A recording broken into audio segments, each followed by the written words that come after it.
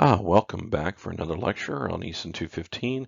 This is a continuation of our lecture where we've introduced AC signals, and now we're going to talk about this new mathematical topic called a phasor. A phasor is just a way of representing AC signals in a more compact notation to allow you to solve problems and do circuit analysis without having to constantly keep up with what we know as the time domain value using cosines and sines and just kind of keeping up with all these trig identities. So let's just go ahead and start taking a look at this. So mathematical concepts with trigonometric identities, like I mentioned at the end of the AC signal lecture, we have this new value where we're going to use an imaginary number, and discussed in electrical engineering, we now actually call this the letter J because we use I to represent the intensity of current. And that's because that is how Ampere originally recorded it. It was as an intensity of the current, and as a French term. It was a French gentleman, research scientist, who discovered current. We've named the units of current after him. And as such, in electrical engineering, we use the letter I to represent current intensity to keep with that and to kind of keep that history and tradition alive. But as such, the concept of the imaginary number had to change to not conflict with that, and so we now use the letter J to represent that. And as I mentioned also in that lecture, if you're working with research physicists, they use the letter I for all their imaginary numbers. We use the letter J. So I just have to kind of keep going back and forth on that. And the reason for this is because of Euler's formula. And again, just kind of rehashing what we discussed the other day, is dealing with the fact that since we're trying to represent a cosine of a signal, as you can see with Euler's formula, you can represent that with an exponential of an imaginary number represents this periodic function. And that's the fundamental reason why we have the imaginary number. So to that end, so here we have a visual representation of what we're about to introduce here with phasors. So we looked at Euler's formula and everything, just to kind of give you an idea how this turns into this AC signal. So it's kind of a projection onto this timeline like this. So we have the imaginary axis is the y-axis, and the real axis is the x-axis. And we have this vector that becomes the complex number. So if you have a real number, say 2, plus 0j, that would be here on the x-axis. So let's just pretend this was 2. And over here, if I had just 0 minus or 0 plus 2j, just completely imaginary number, 2j, it would be right here. However, if I have a vector that's on a 45-degree angle where I had 2 plus 2j, so that would represent this, the magnitude of the vector is about 2.82, because there is 2 component of the real and 2 component of the imaginary axis, and it's on a 45-degree angle. So you can see how that. Now what happens here is as the value shifts back and forth in this angle, this is what's happening in time. This is basically a projection over time of this signal. So that's pretty much what's happening. That's just so you can kind of get a visual representation of this. So let's go ahead and take a look at a voltage here. So we have V1 of t represented by this cosine term here. So we have Vm1 being the magnitude of the voltage times the cosine of omega t, where omega, as we talked about, is radians per second. Omega could be equal to 2 pi f, where f is the frequency of the signal, and f is 1 over t, which is the period of the signal. So there's multiple ways to getting to this omega. T representing time, starting at 0 seconds, whereas if this term is equal to 0, we have cosine of 0, which gives us our magnitude at time 0. Where theta 1 here represents the offset in time of phase angle. So if we are minus 90 degrees, it's actually going to be more like the sine term. So we're going to see that here in just a second. So we just have this voltage here we represent in time. Now, a phasor is just a way of representing this without having to write all of this out. So we can convert this back and forth. We transform this value into what is known as the phasor. Notice it's bolded here, just representing voltage 1. Here we capitalize the V just to represent this as a phasor. And we use the magnitude, Vm1, and we just include the phase angle, hence the name phasor. And because we have this little symbol here that stands for the phase angle, because it's implied that this phasor has got some frequency component that is going to be defined, but is immaterial here because it's omega t. And all we really are interested in is the magnitude and the phase angle off from an offset of the cosine. So now let's take a look at a different signal. Let's look at V2. Well, V2 here, we got magnitude 2, Vm2, but this is now sine, omega t plus some phase offset omega t. Well, as I just mentioned before, we can represent cosine and sine. I mean, they are related. In fact, sine omega t is just simply cosine of omega t minus 90 degrees. It's just an offsetted term. So we can re-represent using this new nomenclature known as a phasor. We can represent V2 as this, Vm2 cosine omega t plus theta 2 minus 90 degrees, or rewritten in the phasor term, V2 is V magnitude 2 phase angle omega 2 minus 90 degrees. Again, notice this is a much simpler term to represent all of this cosine and sine terms by just simply referring to the magnitude of the voltage and the actual phase angle. So let's take a look at just a one here. We got V1 of t is equal to 10 volts cosine omega t plus pi over 4, which pi over 4 is 45 degrees. So let's take a look at that. We can have our two different terms. So we can represent this as a phasor, and we could represent this also in terms of the actual real domain. So this can be represented as 10 cosine of 45 degrees and j 10 sine of 45 degrees. So this is the complex form of the phasor written in terms of the complex number, and this is the phasor form of the angle. So both things represent exactly the same value. This just represented using the phase notation of the angle, and this right here represents it in a complex number form, which can be rewritten V1 is 5 square root of 2 plus 5 square root of 2j. So it's a complex number, but these two are identical. This V1 is exactly the same as this V1. And as you can see, the relationship is the imaginary term is just the sine component of with the phase angle 45 degrees, and the real component, so that's the imaginary term, and the real component is cosine of 45 degrees. So it's easy to convert back and forth. Now this represented on the imaginary and real axis looks like a phasor, looks like this. We've got 10 volts, 45 degree offset, and that is our phasor. So why do we do this? So let's say we have these three voltages here. We have V1 plus V2 plus V3, and we want to sum these voltages together. So we have 15 cosine of omega t plus 15, 25 cosine omega t plus 30, and 8 cosine omega t minus 60. So they're all cosines, and again, if this was a sine, we can convert it to a cosine by just subtracting an additional 90 degrees. So we've got these three. Now I could sum all these up in the time domain, and I could compute what all of this is by doing 15 cosine omega t plus 15 minus blah blah blah and blah blah blah, you know, and I would have to go through all my trigonometric identities of adding all of the components of the cosine together. Now, if we use phasor form, if I convert these to phasors, this is where there's an advantage here. So first of all, let's convert V1. So we just take the 15 magnitude cosine of 15 degrees, just focusing on this. And we have the sine of 15 degrees with the j term, and we end up with 14.48 plus 3.88j. Same thing with V2. We have 25 of cosine of omega t plus 30. And then we have V3, which is 8 cosine of minus 60 degrees plus 8 minus sine 60 degrees. So we end up with these three complex numbers. Notice how this converts. We have the magnitude times the cosine of just the phase angle. The omega t is just implied. Omega t can be anything, or just omega.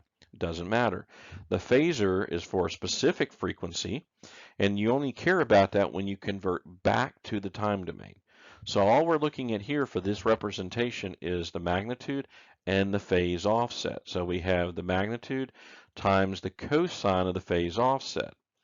And so that's how we get the 15 and the 15, J sine of 15 degrees, so on and so forth. Same thing here, 25 times cosine of 30, and the imaginary time is the sine of 30.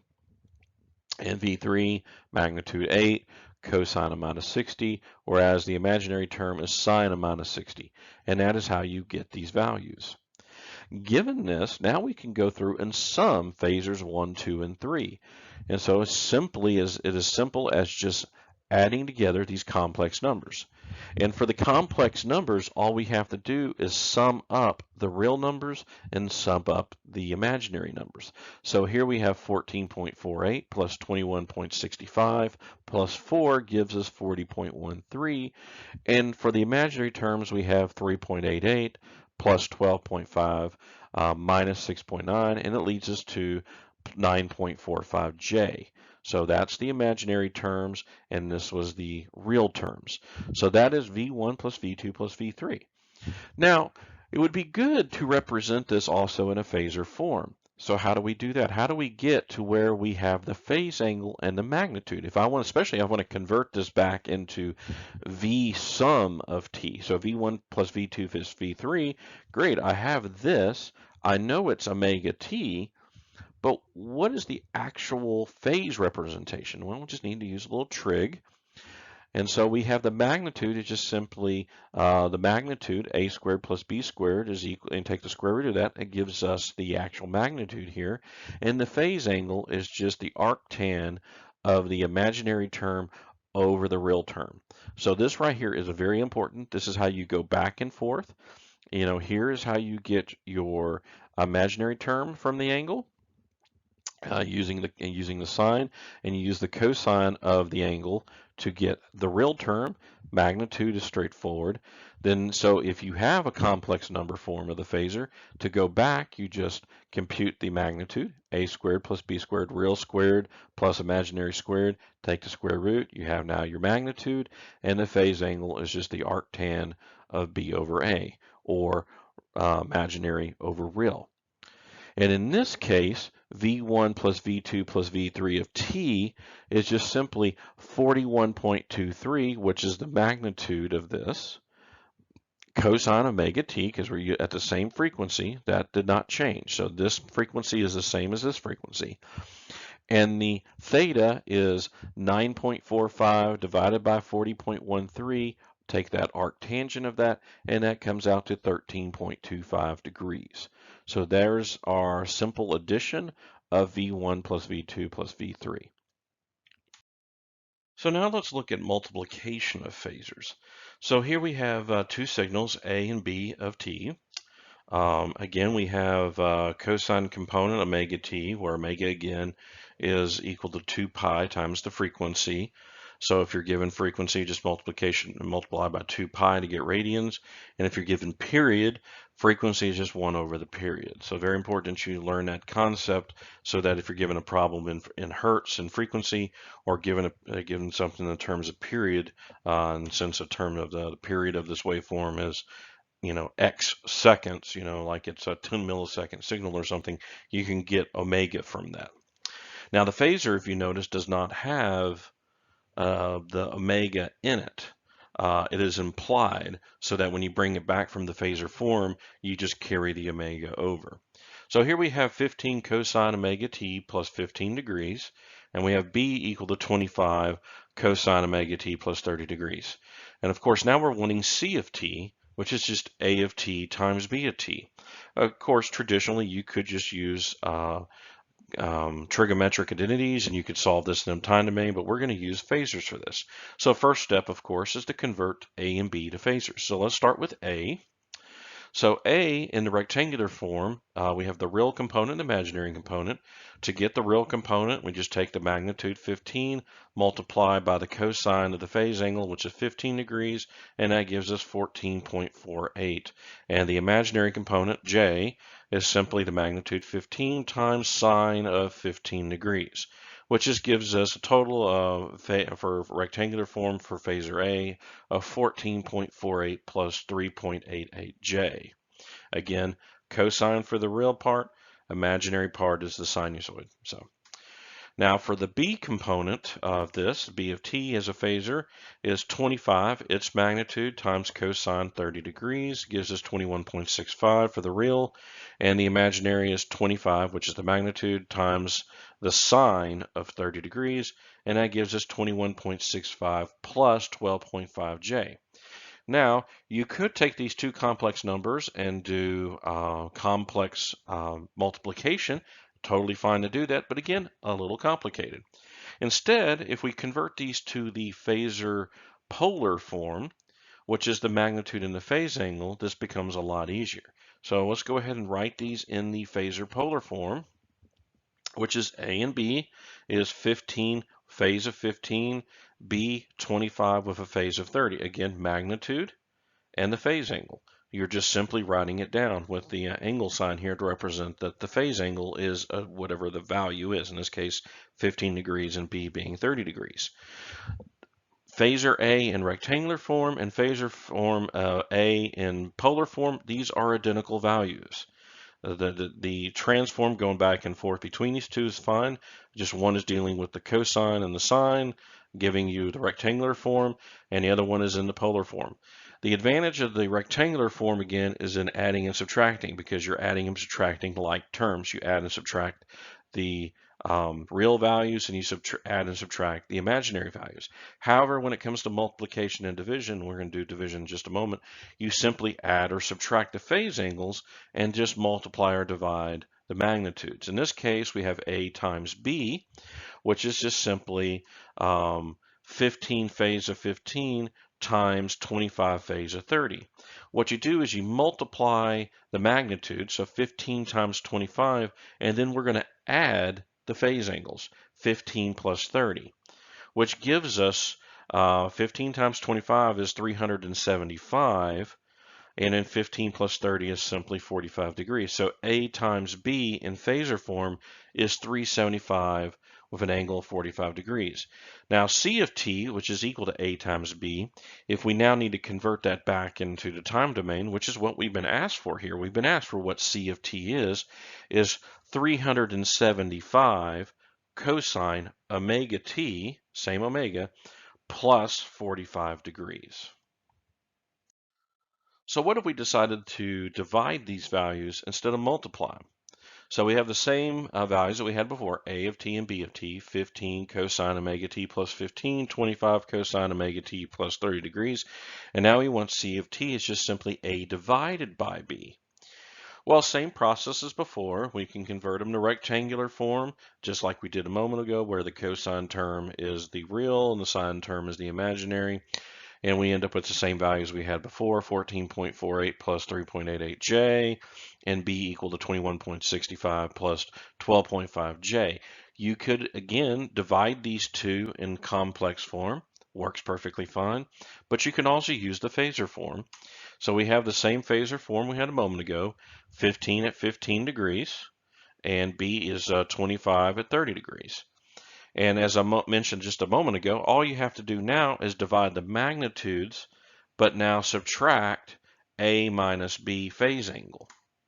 So in phasor form, it looks like this. We have 15 phase of 15 degrees divided by 25 phase of 30 degrees, which simply is 15 over 25 as a magnitude and 15 minus 30 degrees for the phase angle, resulting to 15 over 25 phase angle of minus 15 degrees, which leads us to C of t, which is equal to A of t of B over B of t is equal to 0.6, which is the 15 over 25 cosine of omega t, same omega, just carried through, minus 15 degrees. Again, this is the advantage of the polar form, specifically in the multiplication and division of phasors. You could do this on your calculator just fine in rectangular form or in phasor form. MATLAB handles it in both directions. Most calculators like I said, handle it. Um, However, it is useful to convert to this, especially when we get into some of the newer topics when we're actually going to be doing circuit analysis. And as you can imagine, with Ohm's law, you're still going to be dividing and multiplying values to get voltages and currents. And this is where there's an advantage to be able to quickly switch back and forth between the rectangular mode and the polar mode. So what we have here is we have two phase vectors here that we have. We have V1 and V2. Let's just call this vector 1 and vector 2. It could be a current or it could be a voltage. Vector 1 here, we have three phase angle of 40 degrees off of the x-axis here. And then vector 2 here we have as magnitude of 4 with a minus 20 degrees. So in the end, everything is rotating counterclockwise. So again, this is a minus 20 degrees. So we have a total of 60 degrees between these two phasors here. As such, we can say that V1 is leading V2 by 60 degrees because there's 60 degrees of rotation in the counterclockwise direction. Equivalently, you could say that V2 is lagging behind V1 by 60 degrees based on the fact that that measurement is 60 degrees in the clockwise direction. So this is just, again, a nomenclature thing, so you have to really pay attention to if something is saying leading and lagging. Now in the time domain, it looks like this, and this is all, again, same thing, just transformed over from the phase domain to the time domain. The only thing difference between these is now we're looking at the actual cosine omega t part, but we're just looking at the magnitude and the phase angles over here, whereas over here we're actually looking at what the cosine term applied. And here we have V1, if you notice, is leading, it is ahead of V2 by 60 degrees. So you can kind of see this one's peaking earlier than this one. They're two different magnitudes, but the peak of the signal actually occurs in the case of V1 of t earlier than V2. So this is why we would say V1 is leading V2 by 60 degrees. As you can see here, this difference. And just so you know how you get that time, remember it's cosine omega t plus a phase angle. And in the end, that cosine part is all in terms of t. And again, all in terms of really radians. So you're converting over to radians per second times t gives you just radians plus, again, we're using, of course, we're using degrees, but in the end, if your cosine is in radians, then you would convert the degrees over into radians, and you would get a time component. So again, another simple thing that's missed a lot in the homework is the fact that a lot of things are in radians. Make sure your calculator is in the correct mode. If you do everything in radians, make sure your calculator is in radians, and all of your angles are in radians that you do for the offset. The homework usually specifies things in degrees. So again, 360 degrees is 2 pi radians. So simple stuff, simple concepts, but they are easily missed. And when you start getting the wrong answers, 9 times out of 10, it's just because you're using radians or your cosine in your calculators in degree versus radians or radians versus degrees. Personally, I do almost everything in degrees. So my calculator set in degrees, and then when I compute things, and then I can make sure it's converted over into degrees if I do a final computation in cosine. MATLAB, for instance, if you use MATLAB to plot everything and to do any back and forth computations with that, MATLAB works in radians. So make sure you catch that little thing. So in summary, today we introduced the concept of phasors and how we can use this vector arrangement to describe the magnitude and a phase angle to represent the cosine term of a signal in the time domain. So effectively, we get rid of the omega t part. We get rid of the time part, the frequency component, and we just focus on the phase difference off of the x-axis, the offset angle, if you will, known as the phase. And we pay attention to the magnitude of the signal. So if we have a 60 hertz waveform with a magnitude of 165 volts. So it'll be 165 times cosine omega t, where omega is 2 pi f, which in the case of 60 hertz would be 120 pi times t, and t being, of course, time, as time going from 0 to whatever time. Then you would add then plus a phase angle. So traditionally, you just assume everything starts at 0 degrees, but if you have two different signals and there's a phase difference between the two, you would specify that phase difference. So again, phasors is just a more simple way to transform an AC waveform into some simple transformed method that we can do some simple math on. And as such, we introduce phasor arithmetic, because phasors can be both represented in the real and imaginary rectilinear domain. In other words, we can have an imaginary component and a real component, such that we have 2 volts plus J 5 volts, or 2 plus 5J amps, however you want to represent that. That is the rectangular form of a phasor, but you can also represent things in magnitude and phase angle, like 2 phase 30 degrees. And as such, you can do addition, subtraction, multiplication, and division of a phasor by either applying the rectangular form or the polar form of the equation. We went over that. And then we also talked about leading and lagging waveforms, where we talked about one phasor leading another phasor by the phase difference based on the fact that it's going clockwise for leading and counterclockwise for lagging.